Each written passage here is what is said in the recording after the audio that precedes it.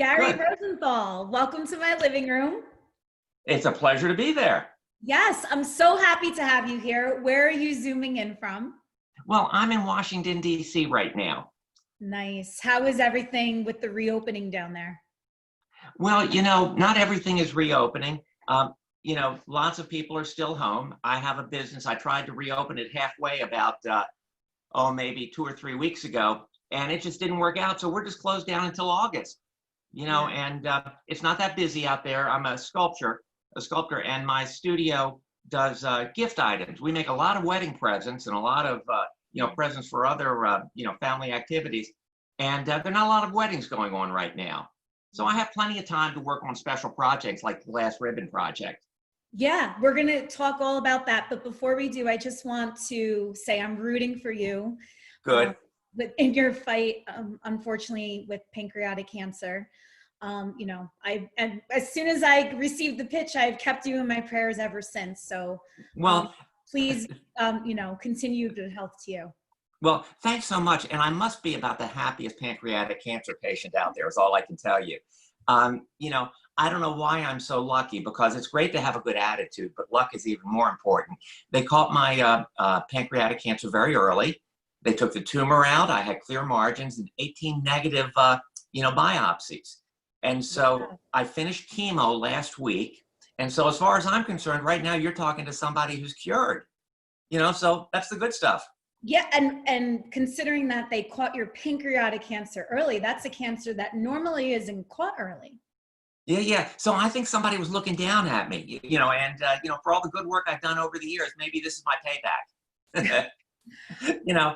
I mean, attitude is great. I mean, kudos to you in keeping so positive. Well, I'm not sure why, but it's been easy for me to stay positive through this whole thing. I think it's just the way I am. It makes my wife crazy. I always find the silver lining. I'm always happy. It makes her nuts. But, even pancreatic cancer couldn't knock it out of me. Yeah. Well, this is my last cancer related question. Sure. So recent diagnosis, how recent? Was it during the pandemic? Well, I was diagnosed with pancreatic cancer about probably about, almost 10 or 11 months ago. Okay. And so after they found out what I had, everybody's protocols were the same. I ended up with 4 months of chemo, a month off. I had my Whipple surgery. I was one of the lucky ones that qualified for that particular surgery. Then I had another month off, and then I had another 2 months of chemo. So the whole treatment period is probably about 9 months. And so, from diagnosis until today, has been the better part of a year.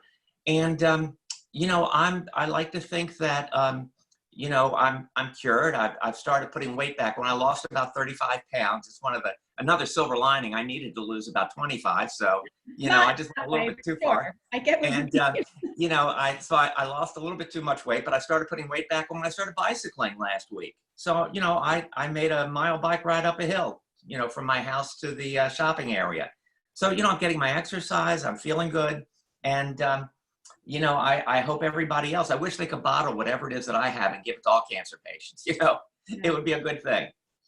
How have you protected yourself? Because obviously you're the vulnerable population that everybody is social distancing away from. So how have you kept healthy during chemo during the COVID-19 crisis? Well, I went in for my surgery on March 18th. Okay. And on the 16th of March, I had a meeting at my office, and my wife camped out at the front door and wouldn't let me go out the door. She said, "You're not going to a meeting right now," because COVID had already sort of started by then. So from early March until really now, we social distance. We stay at home. We have our friends come over and they sit on the porch 10 feet away from us, and we'll have drinks in the evening or lunch with somebody. And so we just sort of, we wear a mask if we go out, we social distance, and, we do all of that stuff. Where I really noticed the difference with COVID was, I mentioned to you that I had 2 different cycles of chemo. I had 4 months before my surgery, and then I had the second chemo. When I was in the hospital, I went on the 18th of March. On the 20th of March is when Johns Hopkins closed the hospital down, battened down the doors, and they kicked my wife out. So as of about March 20th, the whole world changed, the hospital world, the medical world in particular, because of COVID. And so I went back in for my second round of chemo, and you can't imagine how different it was, because the first time around, you'd go there and in the infusion center, the nurses were all smiling and happy. Now they're all wearing masks. You can't even tell what they're doing under the mask, but it's really pretty tense there. And the first time around, my wife or a best friend would come at lunchtime. They'd bring me a warm lunch. We'd sit around, we'd talk. I won't say it was happy times. It was me and my IV drip, but it was really, pretty pleasant. This time around, no friends, everybody's wearing masks. And it really, I feel sorry for the people who are just newly diagnosed and are going in now for, their infusions, because they're by themselves there. They have to wear the mask themselves, which is a little bit uncomfortable for many people. I know it is for me. And so I went through 2 months of going there, sitting by myself with a mask on, getting dripped, with nasty chemicals that are going to make you feel terrible afterwards. And so as a result of that experience, if I can sort of go into the conversation about the Glass Ribbon Project, what we do, I mentioned earlier that I'm an artist, but we have different studios. We work in metal, we work in glass, we work in a lot of different things. But one of the programs that we started about 20 years ago, we were working with breast cancer patients in particular, where what we did was we would make big sheets of mosaics of glass. And what we would do is we would use colors that were for the breast cancer. So for instance, if I can hold this up right now, there. This is basically a strength stone that I made while I was, or that someone made while they were working. Since I have pancreatic cancer, I make mine in purple. But this strength stone, someone holds it in their hand when they're, in the hospital, or their friends would hold it, whatever. What I decided to do in sort of it's something that's sort of empowering, is that when you're in the hospital by yourself, you really are.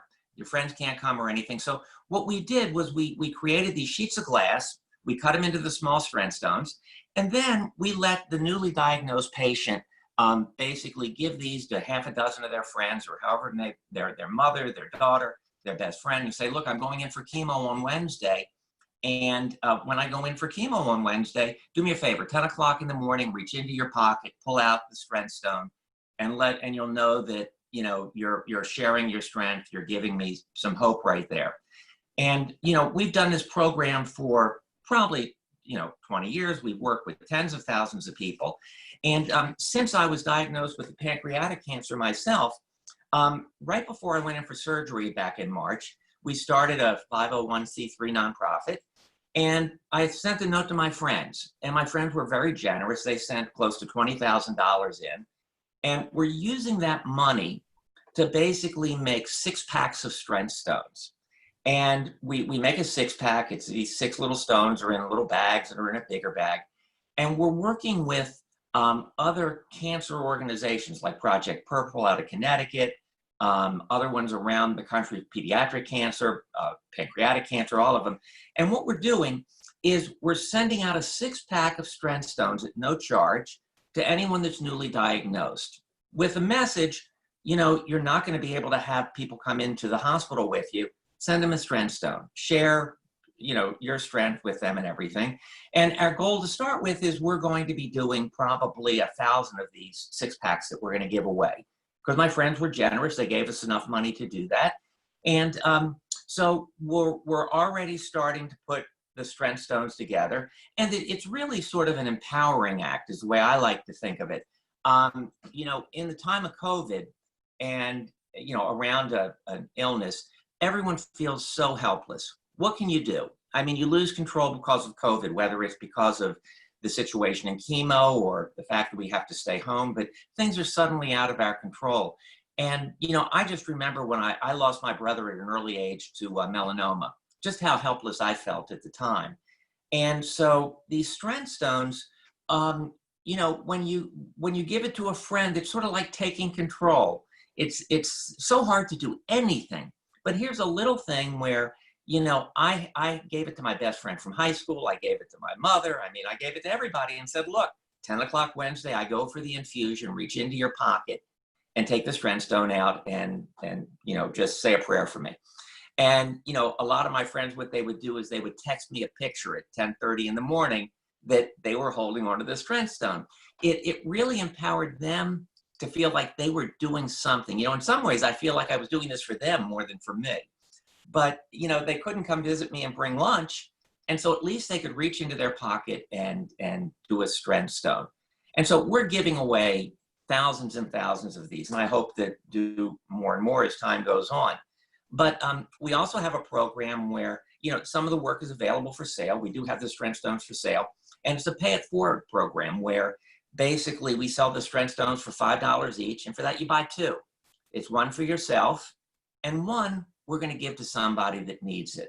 And so basically it's a chance for people to not only get for themselves to give to their friends, but at the same time to help someone they don't know, someone that is really in need. And I've always tried with my art to empower other people, to engage other people. And this is just a program that we're working on right now. After 20 years of working with breast cancer patients and doing, our strength stones, suddenly I had pancreatic cancer, and I go from where I was sort of a bystander to where I'm really now engaged in the whole product. And, in some ways, again, the silver lining, I was getting ready to retire. I'm an old man. It may not show in the picture here, but, this is all white. And, I was thinking about, retiring about now. I have this whole new sense of energy right now where I'm just going to make strength stones and other, sculptures that we do to support people. And so it's really quite exciting for me to be there and be working like this. Now, I can keep talking. That's probably clear to you. No, I am not interrupting. If you want to ask a question. No, I am not interrupting because I think it's so inspiring, beautiful. You're a great speaker. So no one needs to hear me talk. They want to hear you talk. Well, that's great then. Thank you for saying that. But, we do lots of other programs besides the strength stone. It's all about the art. When I was, I've always been very careful about the work I do. I happen to be Jewish, and the work I do is Judaica for 40 years. We probably make more menorahs and mezuzahs than anybody in the country, if not the world. And, I used to have 50 employees. We couldn't make it fast enough. But I always was interested in doing good with art. And so when we were inspired to do the Glass Ribbon Project, we didn't just make strength stones, as I said earlier. We would work with a mother who was in stage 4. And for instance, I'd get a telephone call and we'd work to make a set of candlesticks, maybe 2 candlesticks that she would make with her children, who might have been like 7 and 11 at the time. And in fact, the founder of Sharsharet, which is a group out of New Jersey that focuses on breast cancer and survivors, patients, whatever. But, I work with the founder of Sharsharet. She created 2 gifts with her children. She then gift wrapped them, put a wedding card inside. And so what she was doing is she was making her wedding presents for her children. We do things like that. We try and, I believe that everything that I touch has my fingerprints on it forever. And so when I work with someone like a mother that's in stage 4, creating a gift, her fingerprints are on it forever. And in fact, I was recently up in Boston, a couple of years ago, but I was up in Boston at a program, and I told this to someone, and they said, Gary, it's not just your fingerprints, it's your soul print. And I really believe that. The things that we make, the things that I work with people to make, become, more than just the stuff they are. They become more meaningful as a result of people, putting their heart, their soul into it. Their fingerprints stay on it forever. And so we try and do things that when people hear the stories, sometimes people cry when they get this. This gift that Rochelle made for her children, it's going to be, I like to think, one of the most meaningful gifts they're going to get, 15 years after the fact, because they helped their mother make their own gift. And so it basically brings, the memories up. I held up that little strength stone before. Here is, on a piece of paper here, this is a strength stone. Grace made this. Grace was her father was the coach of the soccer team here in, Chevy Chase, Maryland. And Grace's mom came down with breast cancer. And, Grace was probably 9 at the time. What does a 9-year-old know about, breast cancer and what it means? She knows it's horrible. She knows enough to do that. And then that feeling of powerlessness comes over you. What can you do? Well, what Grace did and her father is they basically put together, the whole team made glass.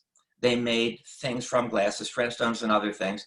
And then they did a fundraiser where they sold it to people to raise money for, the Cancer Society. And so suddenly you go from where you're really powerless, there's nothing you can do, to where even something as simple as making glass and turning it into a strength stone that helps someone else, you're doing something. And I can tell you from my own experience, something is better than nothing. It really is. And so I work really hard to try and create opportunities for people to do something. Go ahead. I'm sorry. No. Let me ask you this, because I know you're looking to give some away.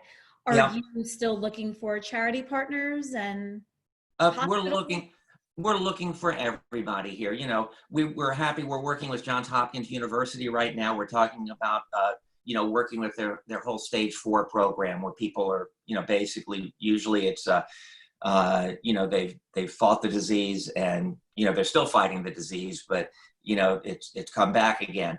And so we're basically working on a program with them.